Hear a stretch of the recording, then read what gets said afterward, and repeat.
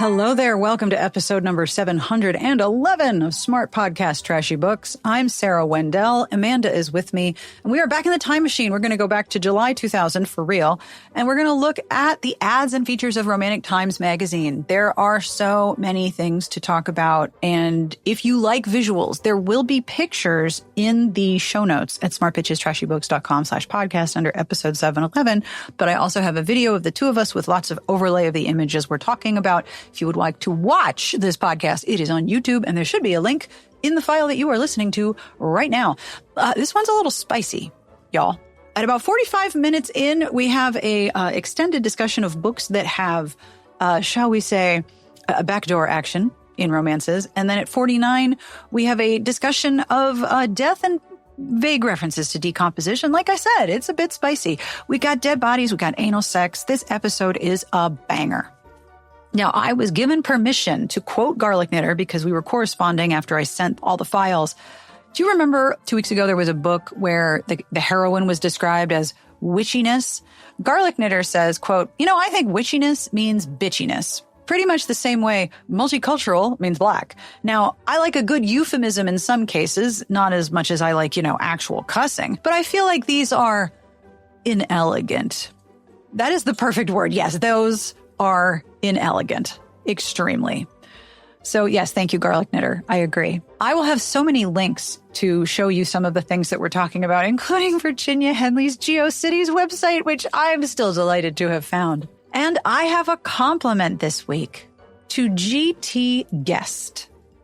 You know how sometimes when the seasons are changing, it's cold in the shade, but it's like blissfully warm and comfortable in the sun?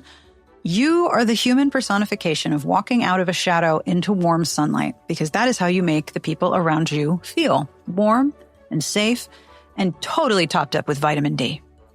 If you would like a compliment of your very own, or you'd like to support this show, please have a look at our Patreon at patreon.com/smartbitches. Our Patreon community is one of the most lovely groups of humans I've ever encountered. We have a lovely Discord where we would love to welcome you. You get full PDF scans of all of the issues of RT. You get bonus episodes, and you get to help make sure that there are no dynamic ads before or after the show when there's new episodes. Because with listener support, I turned them all off to avoid ads for ICE and right-wing propaganda. Our Patreon community is wonderful, and we would love to have you join. Patreon.com/smartbitches. We have a sponsor for this week's episode. Support for this episode comes from Savage Bonds, Book 2 in the Shadow Mist Pack series by Evie Mitchell. If you are looking for a body-positive, slow-burn romance with very spicy scenes, nodding, an emotional support glory hole, and shared psychic orgasms, I know you're listening now. Listen up. A gritty paranormal shifter romance, Savage Bonds follows Lithia, the first female beta of the Shadow Mist Pack, after she is betrayed and imprisoned in a silver-lined torture facility. Her only lifeline is the voice from the next cell, Kier, a nomad who has been held in isolation for 3 years. His sanity has been eroded after years of psychic assault, but when he connects with Lithia through a small hole in their shared prison wall, he finds an ally and a reason to endure. Together, they must navigate a brutal escape through a burning wilderness to the safety of her pack. And as the pack prepares to dismantle the organization that imprisoned them, Lithia and Kier must decide if they are brave enough to claim a future built on more than just shared trauma. While Savage Bonds is the second in the Shadow Mist Pack series, it can be read as a near standalone. One reviewer on Goodreads says, "I enjoyed this book even more than the first in the series. Lithia is my favorite. She is such a baddie, and I love her for it. The world building in this one is awesome, too. If you like werewolf romance, this series is for you." And I think you need to know, I think you need to know about the dedication from author Evie Mitchell, which made me laugh. To the readers who saw a hole in a prison wall and immediately thought, yeah, I'd fist that. You brave, horny disasters. You trauma-bonded, violence-inclined little gremlins. This book is for you. Savage Bonds and the Shadow Mist Pack series by Evie Mitchell are available now in Kindle Unlimited and in print on the author's website or in your local library. Woohoo! Audiobooks are coming soon. You can find more information in the show notes. Thank you very much to Evie Mitchell for supporting this episode, and congratulations on your new book. All right, are you ready? The time travel machine is warmed up. I turned on the heated seats. We have snacks. We have beverages. We're going all the way back to 2000. Let's do this. On with the podcast. We are back. It's ads and features time. We're going to go back to July 2000, the real July 2000. And we're going to look at the ads and features. Sure. There are many things to talk about. But let's start with the cover. We mentioned it a little bit in the reviews episode. This cover is beautiful. This is a really pretty cover. I like this one. I think probably some of the prettiest cover that I think this is probably the best one. I think this is gorgeous. And if I was going to be marketing a romance novel magazine, this is kind of what I would think it would look like, you know? Like sometimes they put the author on the cover, which is fine because this was also for its time a sort of romance authors are our celebrities kind of thing. Because, you know, like let's go tour their houses and who has this match set of Louis Vuitton luggage and, you know, two blue Mercedes convertibles or whatever. Like there's a sort of element of wealth and celebrity and status. And I think part of that comes from Catherine Falk herself because that's her aesthetic. That was kind of her brand. But if I was going to start a romance novel magazine, this is kind of what I would want on the cover. Like this makes me go, ooh. Yeah. It's very pretty. I will have to try to figure out who the cover artist on this is or was. But I mean, even the detail on the right-hand side of all of those flowers, like this is very beautiful. Yeah. It's very dreamy. Yeah, it's like, who's the guy who painted all those medieval like courtship paintings where everyone seems to be glowing? I'm sure somebody will know and they're screaming it right now. I'll figure it out later. But I love this cover. I wish they all looked like this. I think this is gorgeous. And I know that, you know, the book probably the person or the author or the publisher had to purchase the cover to talk about their book. Like this was probably a purchase positioning, but these were good choices. I wish they made choices more like this. Also, the wreath crown thing she got on her head, you could put that on a cover right now and people be like, oh yeah, I want to buy that. Yeah. It's very, dare I say, romantic-y. It could a medieval be confused masterpiece. for that, for sure. Put the sword and the flower crown, and there you go. Yeah. And the chainmail sort of cowl he's got going on. I would like to ask a historical costume expert if this is truly medieval costuming, but, you know, maybe it's like romance medieval where, you know, people didn't have things like scurvy and missing teeth. So apparently scurvy's coming back. Yeah, as people aren't eating enough vegetables and fruits and stuff. Oh yeah, my. We talked about it over lunch break yesterday about how scurvy's coming back. And I'm like, the pirate disease? They're like, yeah, the pirate disease. Pirate disease. On page 2, on the inside cover, we have a full page ad for Cassie Edwards. And this is truly fascinating because they routinely give her books 2 stars, maybe 3. They do not like her books. They don't say great things about them. But she has a 2-star in this one. Yeah, for this book. But she has a full page inside the cover, full color ad for Savage Devotion. Hey, her money still spends. It's still her green. Money still spends. And we've got John DeSalvo with some hair and a redheaded model. She's got romance novel red hair, which you know is like not very natural. At the top of this ad, this is very hard to read because the font choice is terrible. To order your favorite leisure and love spell romances, call our special toll-free number, 1-800-481-9191 from 10 a.m. to 9 p.m. Eastern, Monday through Friday. Whose job was it to answer the order phone? Yeah, I was like, who's manning that line?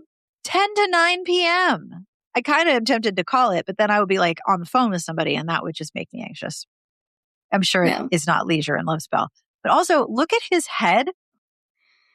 Is there a feather? So there's a feather in his hair and it is pointing down along his jugular vein out over his shoulder. But there's no like headdress. There's no band. Is it just glued in his head or did he grow a feather? So this gives me AI art vibes, even though I know it's not AI art. Because like, this feather makes no sense. Yes. Yeah. And it just like blends into something else. and you can't like see the origin necessarily. You heard it here first. Cassie Edwards' 2000 book had an AI cover. No, it didn't. Oh my This was God, painted by a don't do person. that to me. This is painted by a person. Also, this was from the Dorchester, which has sunk to the bottom of the ocean. Where did this feather come from? Did he grow it? Is it glued? Is there like, maybe his you know, those hair little... is slowly turning into feathers. Oh my. If you're curious about the plot, Cassie Edwards is the winner of the Romantic Times Lifetime Achievement Award for Best Indian Series. Oh boy. Longing for a simpler, sweeter life, Janice Edwards boards the steamer Hope, but when the boat is shipwrecked, she finds herself in the arms of a handsome Skokomish Indian, from all she's heard, a savage, ouch, to be feared. Yet in his gray eyes, she sees tender caring. In his strong arms, she discovers untold passion, and in his wild heart, she will find savage devotion. Yep. Oh boy. Never change, Cassie Edwards. Well, I mean, you can't. You've gone on to the great reward. May you rest. Page 3. Did you see this headline? What? Read this out loud. This is a throw the whole man away, right? Okay, this is so interesting. So the ad is, she had a gift for saving lives. He had the power to steal her heart. Caitlin Taylor is about to discover that even the most brilliant cardiac surgeon can't mend her own broken heart.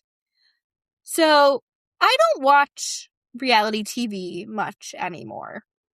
But I was on Threads this morning, and there's a clip coming... Which is reality TV now. Yeah. There's a clip from Love is Blind.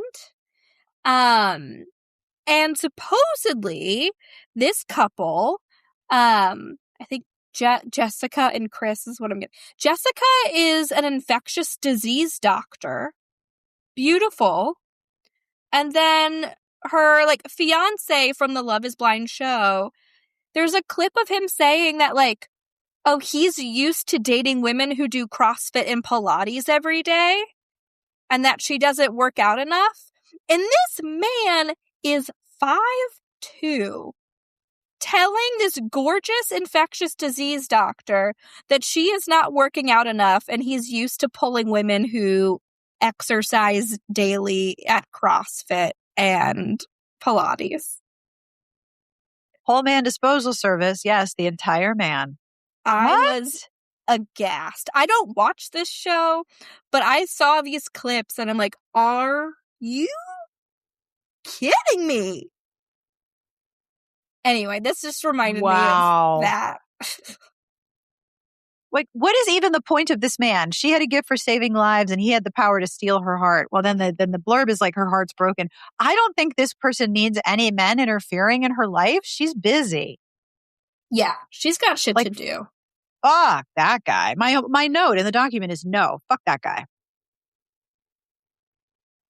On page 6, I do want to mention that on page 5 in the table of contents, there's a picture of Julie Garwood saying, will Julie Garwood break the hearts of historical fans? And I'm like, I bet this is when she started writing romantic suspense, because that's how RT would frame this decision, which is not really great for the author, y'all.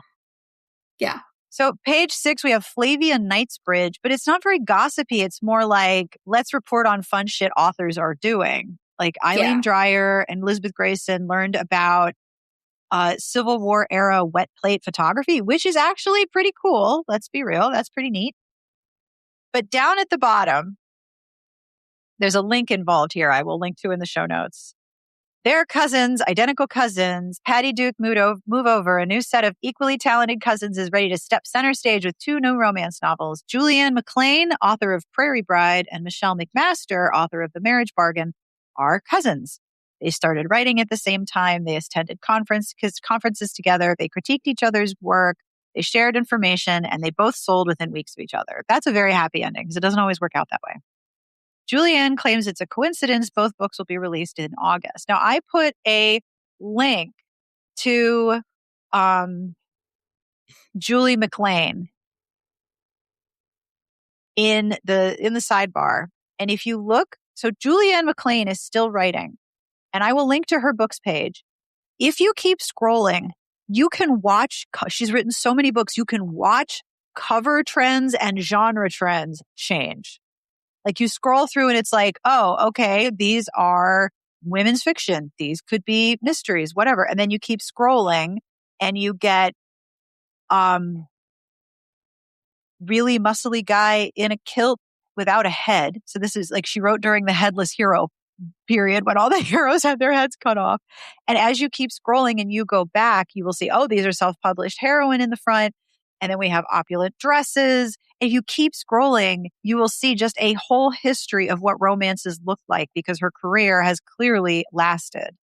And even her international editions, there's some old school clinch covers. Like you can just see how cover trends have changed looking at her backlist alone. It is really cool. Also, good on her for having a long ass career. Fuck yeah. Yeah, I'm looking at it now. I'm really surprised by all the international ones. There's like German, there's French, like. And a Good for her. lot of old school clinch covers, especially the really fluffy sort of Pinot ones, those would get reused on other books in other countries. So I bet if you looked up, I am so sorry, Alana, I'm going to say this so bad. Robert de Herzen. I'm sorry again, Alana. That cover, that clinch, that is probably used on another book. And if I reverse image search, I bet that it is on another book. And that is also means Raider of Hearts. But yeah, this is really cool. Her whole backlist is just an illustration of how cover trends have changed, especially in self-publishing. I think it's so cool. On page 7, it's Harvey, Amanda. It's Harvey. He looks so happy to be here. He is just stoked. Harvey won Mr. Romance and was just drafted by the Canadian Football League's Montreal Alouettes. I don't even know if there's still a Montreal Alouettes. I hope Canadian listeners will be telling us because he was drafted. And it's just a whole, this guy is so hot. Look at how hot he is. He's a cover model and a football player. They are marketing this guy so hard. It is so interesting to see past Mr. Romances show up in the magazine. They get to be conference and magazine celebrities too. But also, like, I always wonder, where are they now? What are they doing? Oh, yeah. My favorite part here of this article, he is drafted. He played a football player in a movie. He is going to go to Canada and play football. As if that weren't enough, Harvey has just finished shooting 2 more romance covers for ebook publisher LTD Books and a Prince Polo chocolate bar commercial where he played a role that was meant for him, Tarzan. So I'm guessing that this image of him in a loincloth with a woman in a bikini is from that chocolate bar ad. I also found an archive of his like stats. So he's 6'4". Oh my God. And he played for Montreal for 3 years. Good for him. Then, hope he didn't get injured. And then moved to the British Columbia Lions in 2003. And then looks like became a free agent after that. And then nothing happened. I think he does have an Instagram. Good for him. I love John DeSalvo's Instagram. I won't lie. He does have an Instagram. I mean, he lists former pro athlete. There's a Canadian flag. Hell yeah. Hey, Canada. Yeah, not as compelling as John DeSalvo's Instagram. No, John DeSalvo. I mean, look, modeling is actually a skill that some people have and some people don't. It is really hard to constantly be moving your body and give a different look and a different attitude and a different emotion just by moving all your parts around in minuscule amounts. So I'm not discounting that this is a hard job, but he looks so happy. I also love the commercial that he was in dressed as Tarzan. Lady Barrow is not going to miss a trick in marketing herself. Next sentence. No. The commercial is airing in Europe only. So you'll have to join one of Lady Barrow tours to catch a glimpse of him in his loincloth. Oh my God.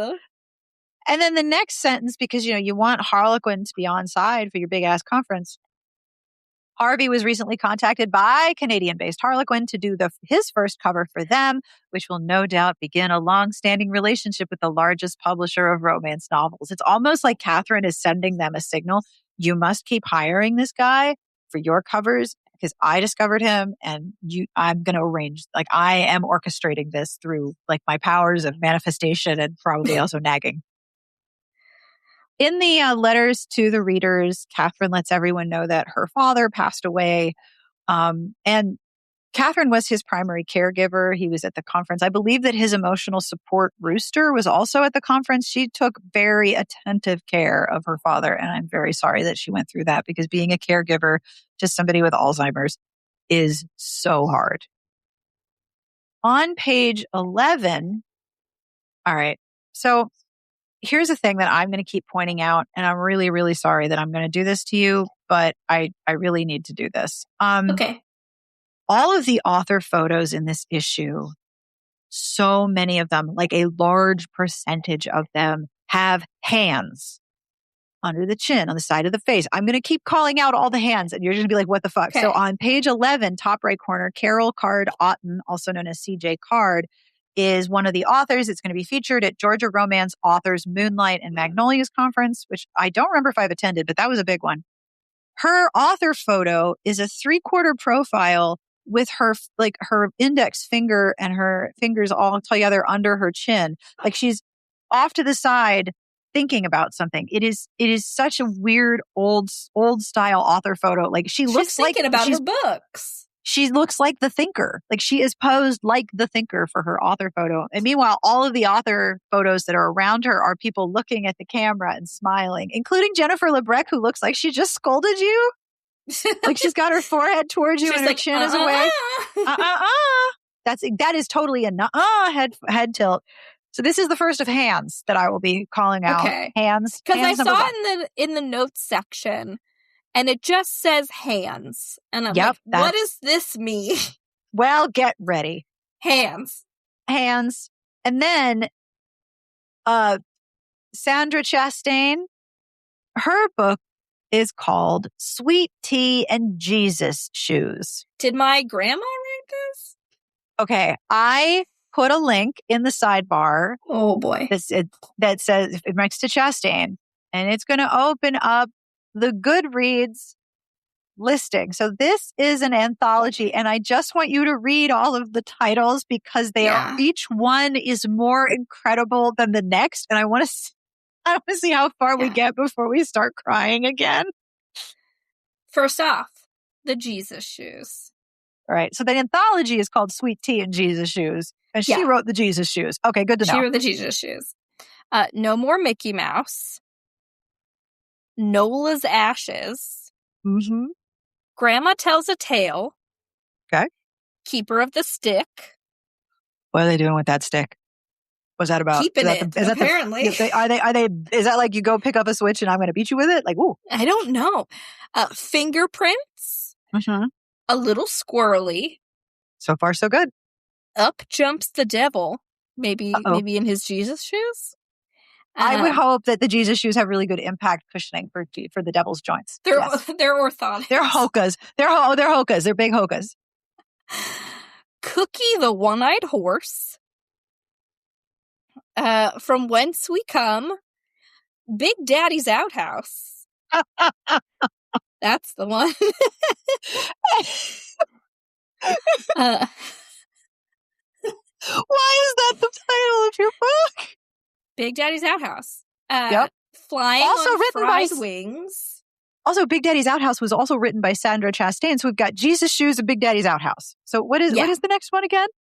Flying on Fried Wings. The Reunion. Grandpa's Garden. Uncle Cleet's Bell. And then we bookend it with Sweet Tea. Cookie the One-Eyed Horse. Uncle Cleet's Bell and Big Daddy's Outhouse. Oh, Big Daddy's Outhouse. What an extraordinary list of titles. Okay. Oh, boy.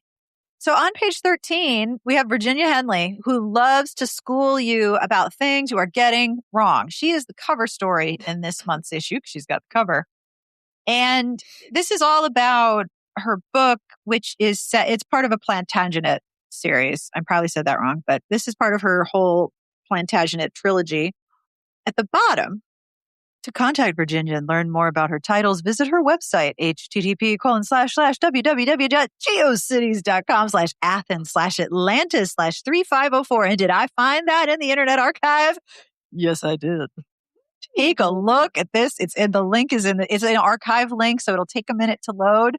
I just need you to describe Virginia Henley's GeoCities site because it's just perfect. Lots of purple. It's so perfect. Lots of purple. So the header is her name, Virginia Henley, but the opening made by the lower portion of the G in Virginia is actually a big circle with a photo of Virginia in that circle wearing a masquerade mask of some sort. Oh, yeah. And then there's like a clip art of a pink flower. All of the text is in, I believe, Purple Comic Sans. It's Comic Sans. Yeah, Purple Comic Sans. Lots of purple. I can't overstate that enough. Yeah. And because the bottom of the G in Virginia is so big, it stops looking like a G and it really looks like the name is Moronia. Yeah. It's Veronia or Minoria, but it looks like her name is Roinia. I don't love it. It's incredible. The copyright is 2001, so that's what we're... Yeah, and her newsletter was last updated March 8th, 2002. But there's also two other websites which I had a hard time getting the web archive to pull up. There was one called The Mansion, which was authorsmansion.com/Henley. I think that was like a page of all romance authors, and they all live in a mansion because all romance authors are wealthy, of course. And then her other website is hometown.aol.com/verhenley/myhomepage.index.html. This is all written out. All of this is written out. All of it. I love an old GeoCities site. Her last newsletter says, I will be attending the Romantic Times Convention in Orlando, Florida, which fortunately for me is only a 90-minute drive from my home in St. Petersburg. Don't be telling people where you live, girl. Don't do that. And then at the bottom, she's like, oh, anyone who didn't get a chance to talk with me at this event can email me at virhenley@aol.com. Yes. So, giving out her AOL, letting people know where she lives. I believe that Nora Roberts still uses an AOL address, or she did for a long time. Good for her. Good for her. So on page 22, we have a pretty fun article. I thought this was really clever. It's all about unusual occupations in romance. Especially for this issue, because going through the reviews, there are a lot of unusual occupations in this one. Okay, we had a magician, a cardiac surgeon, oil man. We had virile oil men. Yeah. Yeah. So the article is by Jerry Benninger, and it talks about, why unusual occupations are so enjoyable and why they're so common and why you see these people doing neat jobs. And then they quote 3 authors. And I really thought that this was just about heroines. Like, I really thought this was a heroine-focused article, but it's actually both. They talk about the heroines more. Then they have a whole chart of unusual occupations, and it's the heroes and the heroines. I will make sure that I share this list with everybody because it is so funny. There is one quote from this article that absolutely dropped my eyebrows to my nose. As a nation, our work ethic has always involved the search for daily meaning as well as the necessity for daily bread. I don't know what that means. Work represents a big part of the way we experience the world, ourselves, and each other. Okay, first of all, what? Daily meaning and daily bread? Like, were you just making word salad to fill what does that even mean? But I decided that what we needed to do is choose character occupations from this list that we think are the greatest. Sort of like tag yourself. So, Yeah. Amanda, what character job from this rec list did you pick? Well, I had a question because some of these list two. Like, one says president and mechanic. Does that mean the president is a mechanic, or are those two separate characters? Golden Man by Evelyn Rogers. I'm going to look it up. You keep going. Okay. There's a lot of good ones in here. Oh, yeah. But I think the one that I find to be most interesting is under the historical category. So they have historical and they have contemporary. And this one is The Golden Tulip by Rosalind Laker. And it's an antiques dealer in Rembrandt's era. So that sounds That's interesting. cool. There's also one, The Orchid Hunter, where the person's a botanist. And I think this is reviewed in the magazine because I think I almost chose The Orchid Hunter. I cannot tell. Okay. He is the president. She is the mechanic. She's actually she's actually the car shop counter person, according to this review. Okay. And she's the mother to a 16-year-old baseball pitcher who hates the government. And she ends up getting, this is just like, this is a national security issue. Stephen Marshall is a good-looking, rich 30, single, and the president of the United States. This review is from Debbie. She gives it 2 stars. Thank you, Debbie. 30-year-old president of the United States? Mm-hmm. Yeah, and the golden man is him. Like, he is tall and blonde and muscular. And like, if you look here, I'll drop the link for you. If you look on Goodreads, this has one of those covers where you're like, that's not a real person. So he's got gold blonde hair, and it is in a very 90s sort of Jonathan Taylor Thomas floppy to the side look. Yeah. He's very gold. So in Debbie's review, she says, when Ginny goes astray at a White House tour looking for a bathroom, she ends up at Steve's feet in the Oval Office by accident. No. That starts a weird relationship between them, secretive because of his position, and uncomfortable because she's very blue collar and not used to dealing with politicians and people who want to exert their power. Their passion, when caught on camera, forces a hasty marriage which starts out poorly. Finally, Ginny and Steve admit their love and come into their own in their marriage as first lady. Somewhat improbable situations, kind of a fun book, somewhat graphic, coarse sex scenes, parody of President Clinton in some ways. Oh, no. What the fuck is this? So basically, she works at the counter at a body shop, and so she's not actually a mechanic, and he's the president. Yeah. Also, there's just like the Secret Service was really not doing their job that day.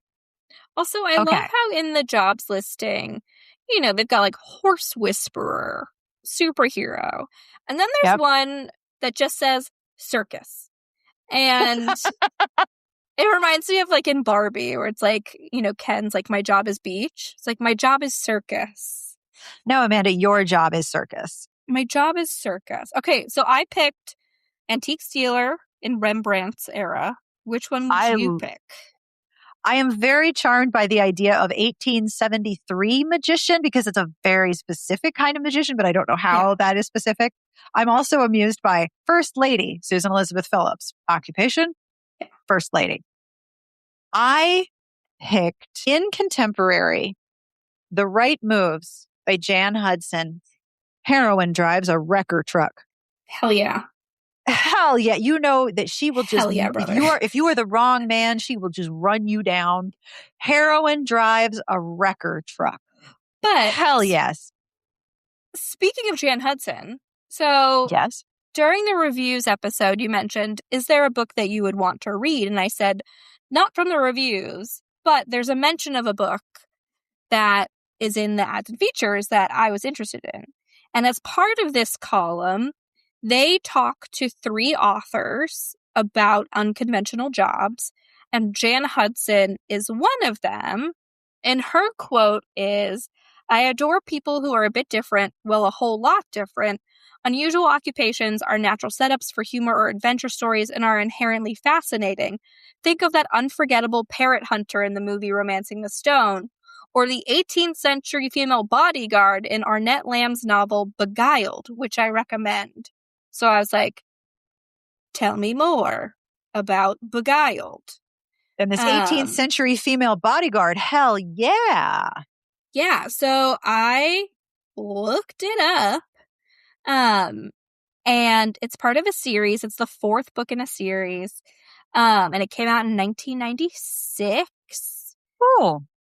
And essentially, the heroine's sister is getting married, and someone, I guess, tries to shoot an arrow during the wedding ceremony, and the woman jumps in front of her sister to take the arrow for her. And so, like, now she's, like, famous for being a bodyguard, for, like, taking this arrow, and the hero, did she take an arrow to the knee? Did she take an arrow to the knee? It doesn't specify where she took the arrow. I'm just going to pretend that's where it was. But yeah, I added it to my Goodreads TBR. And the hero is described as a man of science and mystery. So, bodyguard heroine, man of science hero. It looks like someone has tagged it Georgian era. I don't know. Maybe I'll find a little copy somewhere and pick it up. I love this plan. I'm thrilled to be a part of it. I think it's great. Yeah. I want to read a book about an 18th century female bodyguard. That's dope. So that one definitely caught me. So we'll see. Sure did. This recommended reading list with all of the jobs, though, I think is really fun.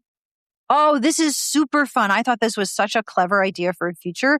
This could have even been longer. They could have done one with hero and heroine occupations. Like Nora Roberts is a queen of interesting jobs, especially for her heroines. Like she's got the Donovan legacy where the heroine is psychic. The first thing I thought of when I saw this article was like, oh, the glass blower in Born on Fire, who's like if you want to read what's the word? Proto version, like an early version of Eve and Rourke, read Born in Fire. That's proto Rourke in that book for sure. And a little bit of Eve, although she's blowing glass instead of solving crimes. She was the queen of neat jobs. Yeah, one of them here I have is an interesting job. Not like I run a bakery and photo studio for little dogs. Neat job. You don't run a cupcake bakery that specializes only in banana nut cupcakes? Yeah. I want like very niche stuff. Like what's another one? Paleontologist? Yeah. Let's get into it. Musicologist? Psychic? Yeah. Western woman judge? Sure. Let's catch some rats. Like, wait, which one's the rat catcher? The Proposition by Judith Ivory. Fuck yeah, rat catcher. I missed that one. There's also Through the Looking Glass by Joyce McGill, miniature furniture designer. Yeah. And The Nightingale's Song by Joanne Power, medieval female poet. Yeah. Heroine makes fireworks, female road engineer. Like, this is a really cool list. Like, I would have a lot of fun with this. But a testament to what you were saying about Nora Roberts, she shows up, 3 times on this list? Oh, yeah. Yeah, 3 times. It is such a cool feature. I wish they would have done more with it because it's just really fun. And that's one of my favorite parts of romance, when someone does have a really interesting job or they're in a really interesting environment. Like I love fish out of water stories. I love competence porn. So I love a competent person in a interesting profession. Like I think this is so dope. This is a lot of what I love in romance. This is one of the things I adore about it. I just chatted with KJ Charles to do That's the so profile. Cool. Isn't she a great interview? She's amazing. Oh my God. So great. And her next book, I think it's How to Fake It in Society. One of the heroes is a colorist.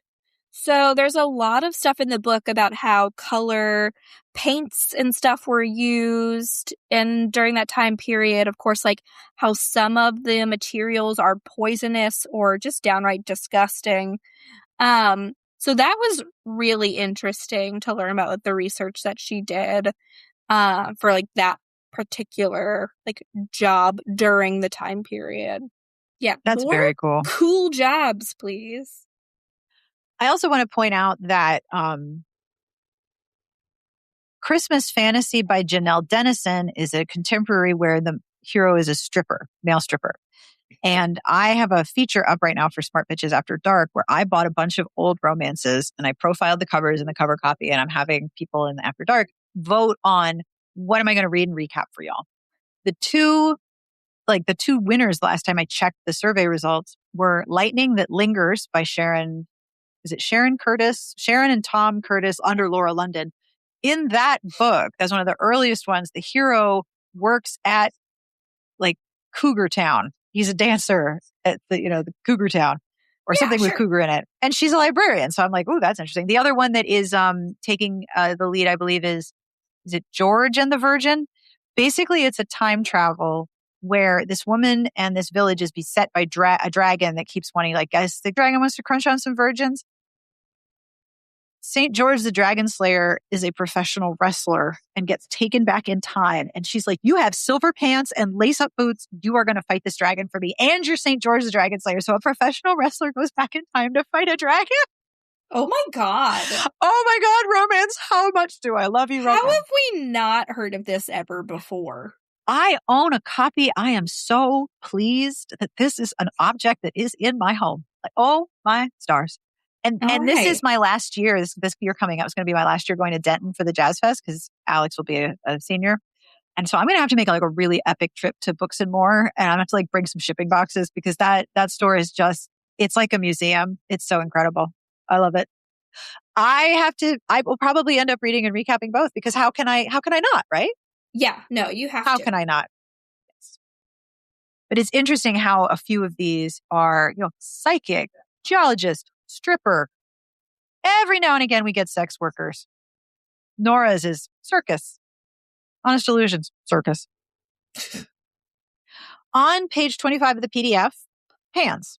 More hands. So we have a photo of Laura Kinsale, and this was her author photo for decades. She has a really nice bangs and a bob, and she's wearing a tam o' shanter hat on her head, and her hand never is knew under. That's the name. I'm going to double check that I am right. Hang on, I need both hands. Tam o' shanter. A tam o' shanter is, well, it's a poem, and I believe that it is also a hat. If I am wrong about that, no, here it is. It has its own Wikipedia page. A tam o' shanter or a tammy is a traditional Scottish bonnet. So I believe that she's wearing a tam o' shanter. Yep, seems to be. And her hand is like her index finger is along the side of her jaw and she's resting her head in her chin. And then if you scroll down, we have Lee Riker, who is also resting her hand on her chin, but her hand is curled back. So she's like grasping something in her hand and then resting her head on it. There are so many hands. So many hands. On page 27, you wished to talk about something. Tell me everything. So on 27, this is like a profile of some local book club reading group. And this is based out of Bonham, Texas.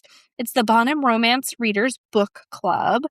And so it's just like a little profile and a cute little photo of some of the members. And they have some recommendations for contemporaries and historicals, paranormal, and series. But one thing that caught me is the last paragraph.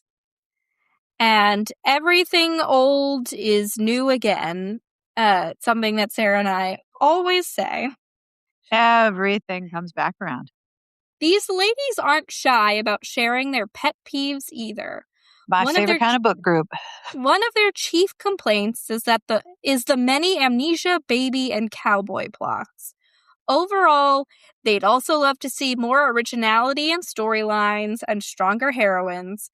Finally, they disapprove of sappy heroines or silly covers that don't accurately portray the book's plot.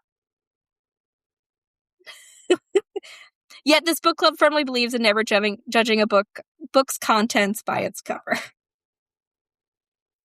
That paragraph could be posted on Threads right now, and people will be like, yes, me too. Yeah. So this has been a recurring problem since forever. Yep. Since forever. And boy, oh boy, we may not have a lot of amnesia, but we got babies and cowboys and sappy heroines. So many sappy heroines lately. I'm getting real tired of it. And silly covers that don't accurately portray the book's plot. I'm still not over Meat Poop, where the entire floor that they're walking on outside is pink Pepto-Bismol pink. I'm still confused by this cover. It just reminds me of the Ghostbusters. Was it Ghostbusters 2, where you have Vigo and the pink anger slime that's in the New York sewers. Yes. Love it. That does remind me of the Statue of Liberty slime. Also, it's snowing. Ooh, Mazel tov. I just looked out the window. It's coming down. Woohoo. On page 28, I don't know if you know this. Do you know about Tori Carrington's book that I reviewed many, many years ago?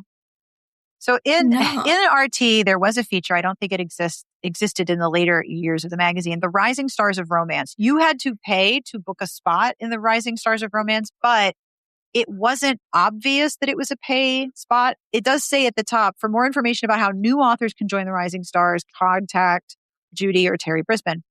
And you had to pay for a little spot, but it wasn't so obvious. It looked like, oh, these are the Rising Stars of Romance. And it would give you sort of like a little feature box with you, your picture, and your book. So Tori Carrington, which I did not know, is the writing combination of Lori and Tony Karayani.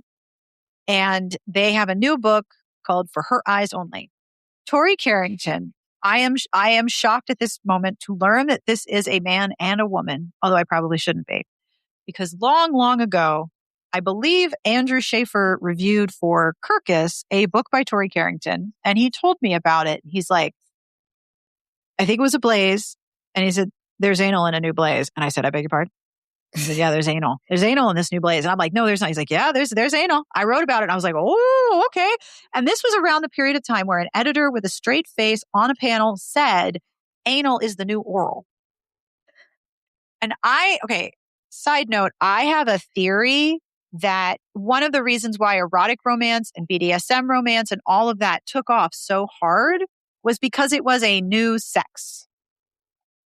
You know what I mean? It was like a new sex. We weren't having that sex before. But people didn't know about it. So it was like, ooh, new sex. And I think that was what happened with a lot of anal in romances too.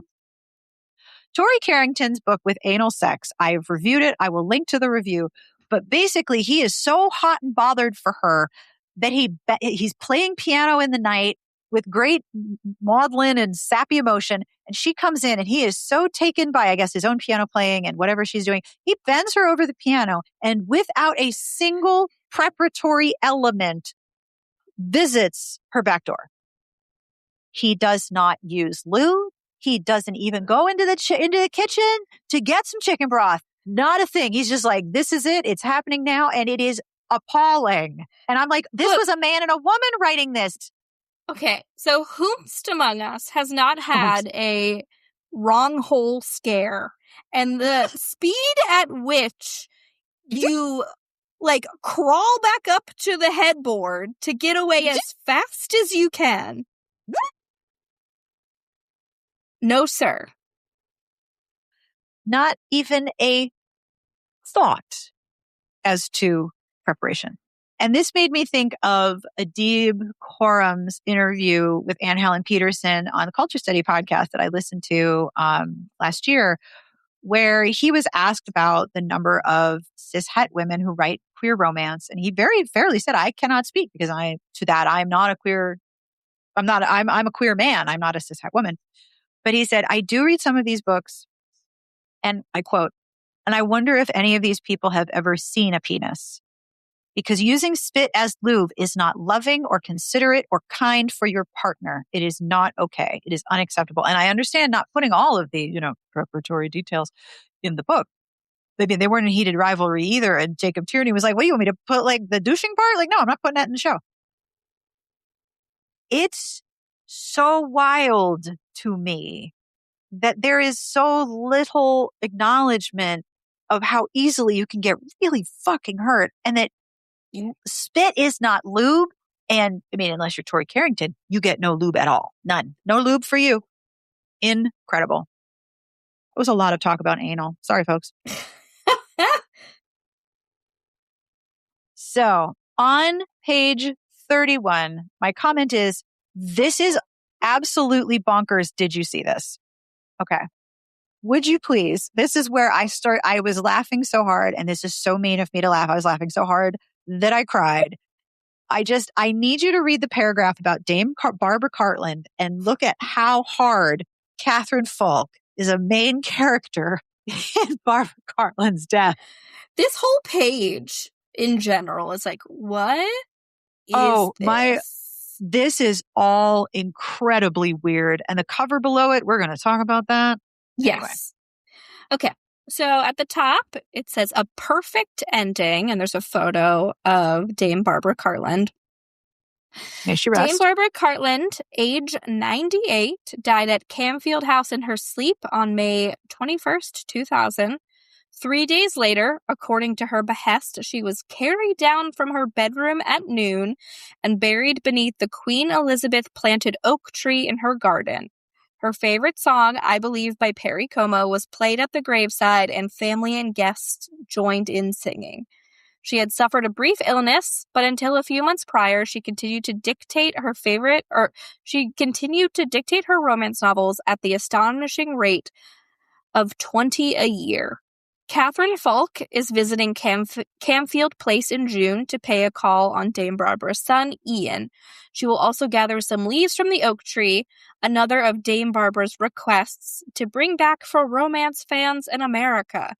If you would like one for a memento, please send a self-addressed stamped envelope to Catherine Falk at RT. A tribute to honor Dame Cartland's long and remarkable career will be featured in next month's issue. How many leaves is she taking? So many questions. Is she just sweeping them into like a suitcase? Big old garbage bag. She's got one of those tall paper bags that you have to put landscaping in. She just gets on the plane with. How do you declare that at customs? Do you have any plants? Well, yes. Got a bag of leaves. Cartland's leaves. Oh my God. And then imagine, you got to go over, these leaves get brittle, right? So if you write in and you're like, I want to leave, and then Catherine sends you this leaf, are you just going to get like a bunch of brown dust in an envelope? Leaf dust. What is this? How are these preserved? If anyone is alive and listening, do you have a preserved leaf from? Oh my gosh. If you have a leaf, please, I want to know about it. I also just want to say that we mentioned this earlier about how authors who do research love to tell you all about it. So in my Hanukkah romance, the hero is a mortician, because I was like, go big or go home. He's a mortician. Fine. That's what I'm doing. So I learned a lot about mortuary science and hereditary businesses and how fucked up the mortuary industry is. And it was a plot point because Jews do not embalm, and neither do Muslims, but he and his Muslim the hero's classmates in mortuary school, which he had to go to because he was inheriting his family business, they had to study all these techniques that they won't use because they don't do that. I just want to point out, as someone who researched a lot of mortuary science, she died and 3 days later was carried down from her bedroom. What? How? What? Oh my God. 3 days? Just what? Please correct me if I'm wrong, but that seems like a very bad idea. So, trigger warning for this description. This is a bit much. We already just went off on anal. Yeah. There's a documentary, I think it's on Amazon, or maybe it's on HBO, but it's about this cult called Love Has Won. And the woman who's the leader of this cult wound up passing away. I can't remember from what, but they were doing a lot of colloidal silver and she turned blue. But she died and they didn't notify anyone, and they just kind of kept weekend at Bernieing her around to like campsites, to a home, stuff like that. And like there's body cam footage of like a wellness visit from the police, and they like arrive at the home and she's like covered in like Christmas lights. But yeah, like they did not bury her. They thought she was going to come back to life and just kept bringing her dead body from place to place for quite some time. It's a crazy documentary for people who love cults and documentaries. Highly recommend it. Wow. Ew, no. But yeah. Oh, honey. Oh. So like I would like to believe that everyone involved in Barbara Cartland's wishes at the end of her life after she died, I'm glad that they all respected her wishes, but 3 days later she was carried down from her bedroom and buried. 3 days? What? Oh my. Many things are happening in those 3 days that you... Did she specify the 3 days? Like... It says 3 days later according to her behest. So I don't know. Yeah. Maybe it was like, hey, in 3 days, if I don't come back from the dead, you put me under that tree. But girls, that was wild to me, particularly the part where people are going to get leaves in the mail. Crazy. And then right underneath that is In the Spotlight, Barbara B.K. Reeves' groundbreaking romance, My Buffalo Soldier. I just need you to see the cover. I linked to the best copy I could find of it, and I will put this in the show notes. Look at this hat. Just look. This man does not want to be there. He does not want to be there, and I do not believe for one single solitary second that hat was present on his head when that photo was taken. No, it is certainly pasted on his head. It is like bad paper dolls. This hat. Yeah, it's like if you have paper dolls that are 6 inches and 10 inches, and you put the 10-inch hat on the 4-inch doll. That's what this is. She's like, "Don't you love the hat?" Looking at his face for any sign of happiness. Yeah. What do you think of this hat? And the woman seems like very intense. Anyway. She has like a parasol. Oh, she does, doesn't she? Yeah, she has a parasol. Yeah. But she's like dressed like a diner waitress is what it reminds me of. Like the blur around her waist makes me feel like she's wearing like an apron, like a waitress's apron, and she's got like a white collared shirt on. Yeah, she does look like she's a waitress. All right, this is a very confusing sentence, and I want to see if you can help me parse this.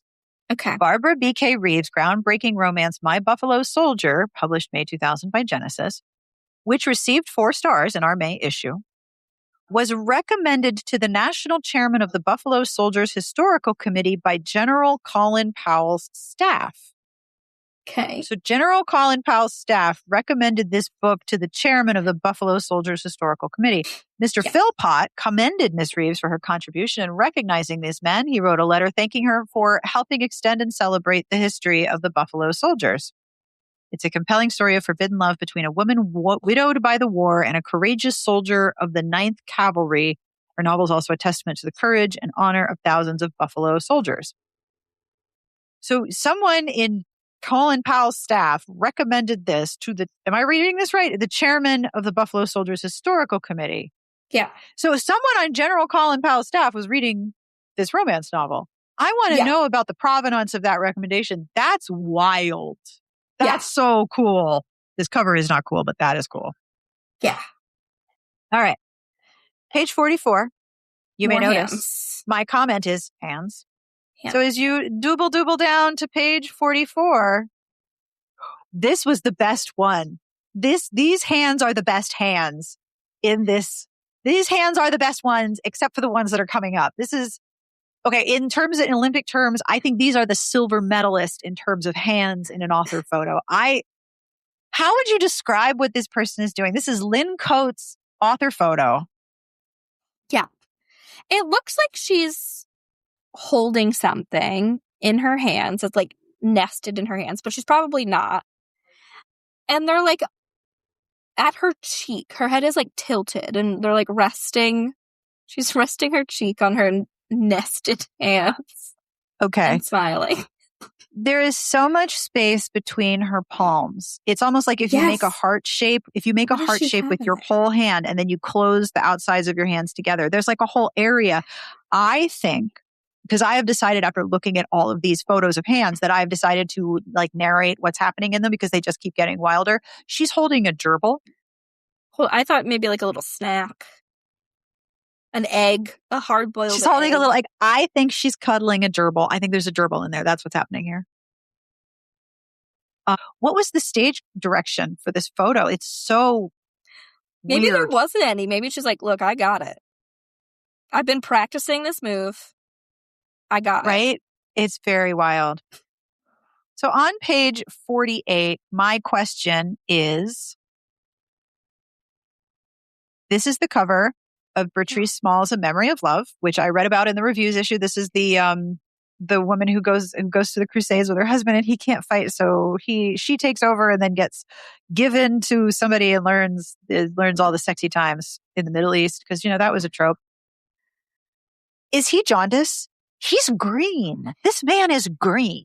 There is a shade to him for sure. But my eye is drawn more towards her blue eyeshadow. Oh yeah, baby. Look at that. Ye olde blue eyeshadowy. His sleeve is too big. His hand looks like it is decaying. He's green and gray. This is not a well man. Also, his doublet is way too big. And he's like the same shade as the stones behind him. He is the same shade as the stones behind them. Is he ill? And then she has the most glorious blonde hair that is just in a big old sweep. You know that if they live together, they are finding her hair everywhere. Oh, everywhere. It is on everywhere. It is on everything. Everything has got, there's so much hair. I've told Brian he can never murder me because he will never be able to get my hair like fully clean it up. This is everywhere in our home. In the car. My goodness. He's really green. Like there's something very wrong. Yeah. If you look at because the edges of the image are this very like rich, emeraldy, foresty green. If you move your eyes to that and then his face, the green really jumps out at you. I think it's that background that's part of what's making him look so green, floral. He's green very flora. Gills. This guy is green, and her eyeshadow matches parts of his face. Are we getting a Kermit and Miss Piggy vibe now? You may be right. Did I crack the code? I think you cracked the code. That one was holding a journal, and these two are Kermit and Miss Piggy. I accept this headcanon. Thank you. Headcanon accepted. Ding. On page 50, we're getting an update on Genesis Press, which coincidentally was the subject of a previous issue. Yeah. And this is 5 years later. They're looking at Genesis Press's Indigo line with Gwen Foster, Beverly Clark, Donna Hill, and Rochelle Ehlers. And they're talking about how great everything is going in Genesis. I don't know if this was around the time that authors were starting to get mad that Genesis wasn't paying them, but I believe shortly after this, the lawsuits happened. Oh, boy. And then if you look at page 54, this is the greatest of the hands. This is hands. This is the gold medalist picture, author photo with hands. Why? Why? Okay. I'm going to try to describe this. These are like as if I was writing claws, right? I'm going to just try to describe this as if I am writing alt text for the images, which, by the way, is one of the most fun parts of working on a romance novel website, because we got to describe these images to people who are using screen readers. And sometimes I'll be like, okay, folks, you're not going to believe this shit, but I swear to God, I'm telling you the truth. So this is a woman. Her name's Christy Gold. She has a side part of some long, sort of wavy, curly brown hair. She's got her eye makeup is amazing. Her lipstick is great. This is a color photo. She's got a little burgundy shirt and a black top. The color scheme is a burgundy background. It's a good picture. Like if you take the hands out of it, this is a very solid portrait, and it's not tied to a specific time period. It's not very glamour shotsy. It's not very Olin Mills. And then you get the hands. Okay. So her right hand is curved, like she's holding on to a bar and she's about to do a chin up, but it's turned sideways. So you are seeing the outside edge, the pinky side edge of her hand. And it's curved, but it is not touching her face. It is in front of her face. And then her other hand is clawing at her wrist. Am I describing this right? Like she's clawing at herself. Yeah. It's very tense. And there's nails and you can sort of see like the hooking of the fingers around her wrist. It's really weird. Here's what I think is happening in this photo.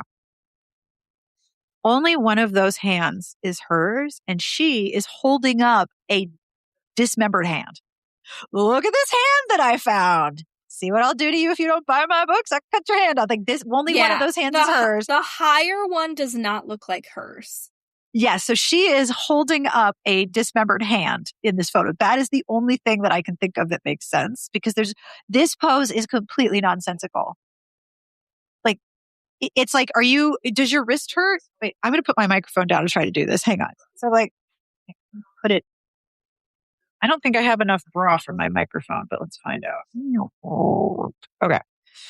Okay, my microphone is down inside my bra. You're all very welcome. Okay, so her hand is like this. Her index finger is against her palm. Her index finger and her middle finger in the palm. Her ring finger and her pinky finger are digging into. We are both doing this, by the way. The video is going to be incredible. So she is digging into her wrist. Yeah. And yet her hand is not at her face. It's in front of her face. So it's like, see this hand that I found? Look at this hand that I found. Look at this hand. Do we need to listen, I need a new headshot. My headshot is more than 10 years old. I might need a new headshot, and maybe this is what I need to do. Maybe we should both have headshots like this. I've never taken a headshot at all, so why not get a glamour shot? Hands. A hand touching glamour hands. shot. What is this? This is the gold medal of hands in this issue. Gold medal hands. Gold medal hands. Look, and if you guys want to recreate this yourself, we want to see it. Tag us. Yeah. I'm going to feel really bad by sharing these images because I'm really not making fun of these people's appearances. I am baffled by these poses as professional headshots. I don't understand why is their hands touching your face and holding up a dismembered hand? Like, what's happening here? This is not about their appearance. Show off her nails a little bit, and the hand that she found. Look at this hand I found. Yeah. Look at I got it. I'm not talking about their appearances. I'm only talking about the physical poses that they are in. That makes no sense to me. I don't understand. But yeah, what's with the hands? Why is this a thing? I don't understand. Wow. On page 56, everything about this image is outstanding. Yeah. And I said that man is holding in a fart. He is 100% pinching it hard. He's either clenching those cheeks. He really is holding in a fart, or he really has to go. But he is very upright and tense. So this is The Irish Rogue by Judith E. French. And it is a gorgeous portrait of Mr. DeSalvo. We got a mullet. And I think what's interesting about this image is that he is 99% clothed. Yeah, which is rare. His shirt is open and tucked in, but it is a very narrow V. And he's wearing a red sort of burgundy cutaway jacket with embroidery, a high belt and some trousers and some knee-high boots. And he's standing in a very power pose. Like he's power posing, right? Yeah. And his arms are by his sides, but he's really jacked, so he can't straighten his arms. His arms are curved and his chest is like a fucking barrel. But also I think maybe he skipped leg day. And he looks very upright and tense, but this image is so interesting as a cover because it's just him. He's wearing all of his clothes. He's looking right at the reader, and it's actually a really good image. Yeah. I will definitely share this in the show notes. Do not worry. I might have to try to find a picture of this because look at that. Well, from one full color ad to the next, I found one on page 62 for McLaren's Isle by Connie Brockway. The series is McLaren's Isle. It's for the ravishing one, Connie Brockway. And my comment was, this is so Vivian Lee coded. 100%. Because there's this woman with dark brown, black, curly hair, very sculpted eyebrows, red lips, a cute little like upturned nose. She has this royal blue off the shoulder dress on. She's like on the floor leaning against a chair. But this just reminds me of Vivian Lee, Gone with the Wind, so much. Even though like the books are Scottish, this has nothing to do with Civil War or anything. But yeah, I thought this was very striking and beautiful. It's a beautifully painted lady. It's a gorgeous image, isn't it? And it's not quite an art style that we see a lot of in romance. Like the Irish Rogue is the romance cover art style that was basically an oil painting or digital painting to look like oil. This is a very different illustration style, and it's very pretty. There's so much detail in her gown, too. Look at all that lace embroidery on her big old puffy sleeves. You know Anne Shirley is jealous of those sleeves. Those are some big puffy fucking sleeves right there. But you're so right. That is totally Vivian Lee coded. I saw this and I thought, oh, that kind of looks familiar. That's Vivian Lee coded. You're so right. Yeah. On page 79, we answer the question, is Julie Garwood going to break the hearts of her readers? If heartbreak is caused by romantic suspense, then yes, she is. This is when Julie Garwood switched to thrillers, but I would point out that Catherine Coulter already did. The full page ad for Julie Garwood's Heartbreaker includes, and don't miss these other Julie Garwood titles available in paperback, and it's Ransom, Gentle Warrior, The Prize, and The Secret. Not even her four best. Will Julie Garwood break your heart? She may if you're a fan of the beloved author's many heartwarming historical romances set in Regency or medieval England or clan-centric Scotland. Or her new novel is a departure from the plaid-wearing ruffians and English ladies that frequently people her books. I remember this very clearly because, one, I was not really cognizant of genre. I thought like, oh, this author writes books I like. I'll grab this book. And I grabbed a Catherine Coulter Suspense and I was like, what the fuck is this? I was like, are they going to go back in time? Like, where's the historical part? And it just never occurred to me. I was very young. Never occurred to me that the same author might write in more than one genre. But what's weird about this is at the time when a lot of the digital first presses and the little small digital presses were starting, you had authors that were writing for them that could pretty much write all genres and they would all get published under that name. So you had one author who was doing contemporary erotica and futuristic and paranormal and erotic paranormal and science fiction and historical. You could be writing all of these and it was no great shakes. But at this point, a big name author was really expected to stay in that genre. And I think for big name authors now, it's still kind of a big deal to switch genres, don't you think? Yeah. I mean, it's kind of a big deal with some readers that Eloisa James's upcoming book is in first person. It's still a historical, but it's first person. That's a big switch.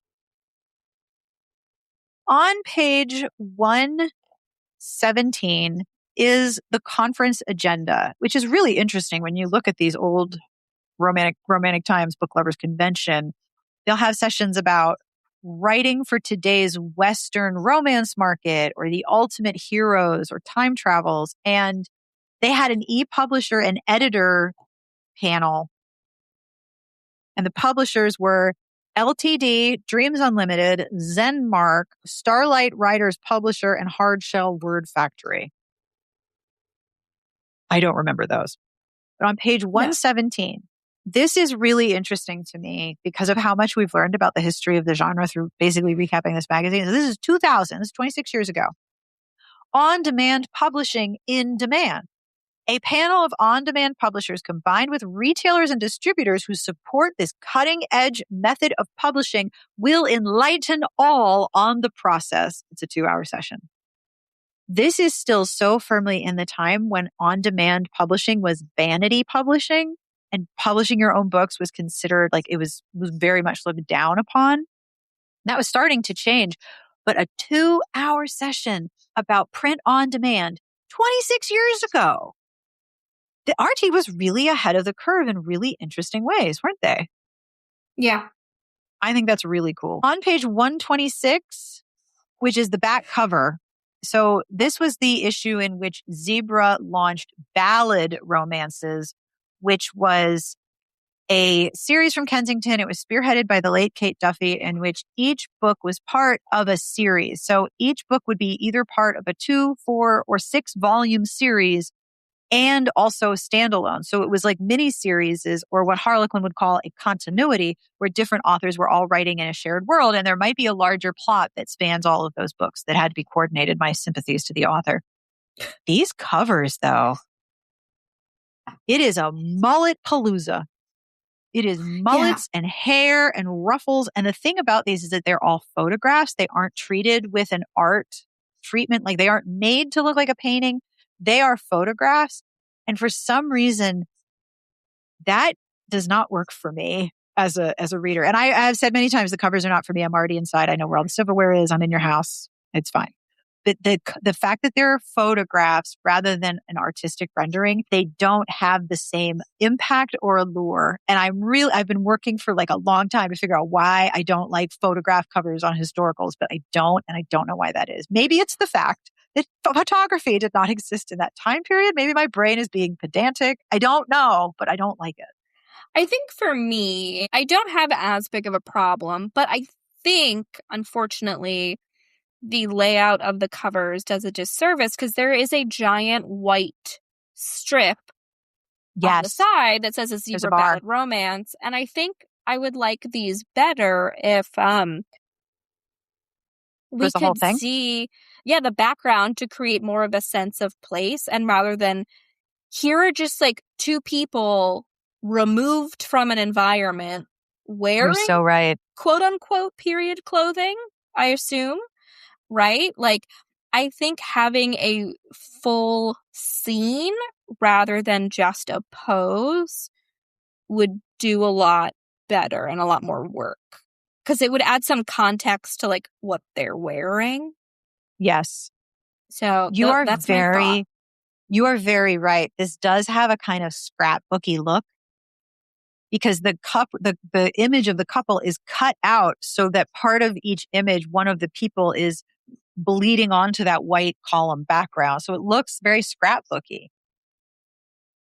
I still can't figure out why photography on historicals doesn't work for me. I'm mad that I can't figure out why I don't like this. Like, my job is to figure out how to articulate what I do and do not like. And I'm really struggling with this one. I'm sorry. So that is the end of the actual July 2000 issue. What did you think of this one? So I put a note. I feel like we talk about the features more in other issues. And the only feature that I think we really liked was the unconventional jobs one. Yes. Because I feel as if the other features in this issue were mostly just like secret promo. It's like the authors that they're reviewing talk about something and then like include an excerpt of their book or plug the book that is being reviewed in the issue that we have. So it feels less like an interesting topic to discuss and more like, how can I shoehorn in my excerpt or my book mention or tie this to the release that's mentioned in this issue? So I felt like the ads were the most interesting because hands. But the features themselves were just mostly like thinly veiled promo stuff, which I feel like is a snooze fest. Yes, I would not be surprised if part of the money making for this issue, because you'll notice there's not as many publisher ads as there are in later issues. I think authors were paying for those promo spots and then they were writing an essay about something to do with their book and tying it in. So it was all purchase promo, but they all read the same and they're not engaging. Most of them are very boring. As I've said many times about the podcast, hey, I wrote a book is like a 5-minute conversation. This was so much promo. You're right. And it comes across as very monotonous and it doesn't make me want to read a book more or less than any other form of promo. I also think that it's interesting how much of it is, so for example, the cool jobs, that was about the books, right? Like that was about the books. All of this promo is about the author. Yeah. It was about making the author a known name because that was part of the goal with these issues. These people were being built into like romance celebrities. And I think part of the promo was about that. And it was about as much about building the author. And I don't say this to be unkind, But as a reader, I don't care about the author's journey. I care about the book that I bought. Like for me, and I've said this before, the author and the book are miles apart, like miles and miles and miles apart. I don't want to, I'm not interested in the author and the writing story. Like that doesn't interest me. The book is what interests me. And so all of this author promo about like where they grew up and what they do. And I'm like, this is not engaging me about your book at all. Like these are not related topics. Well, thank you for recapping this issue with me. I had such a good time reading this one. This one was really funny. This was a weirdo. This was so bizarre. I had so much fun just reading this and taking notes. Like every other page, I just started guffawing because it was just so silly. It was so silly. Yeah, the words these people write, I'm like, what the fuck is that? What, you're virile oil men? Virile oil men.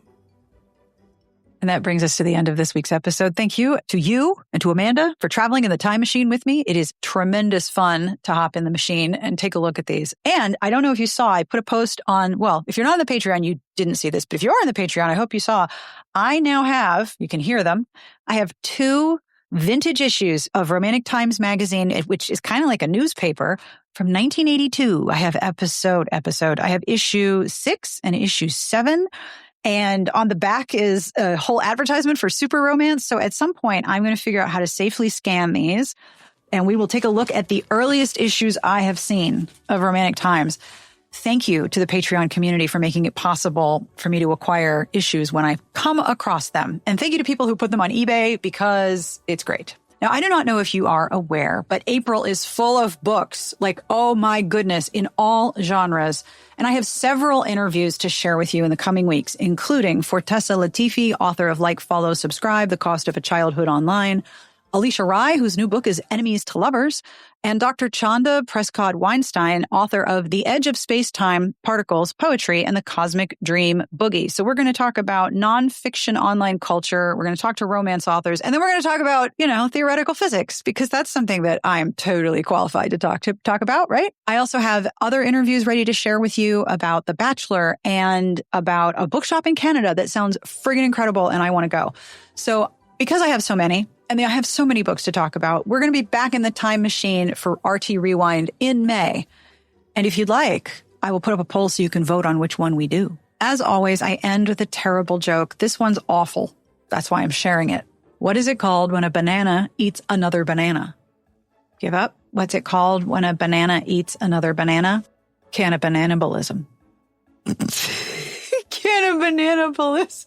I just need you to know that I read it and thought it was funny, but I had to practice saying it. There's like a whole outtake of me going cannibalism.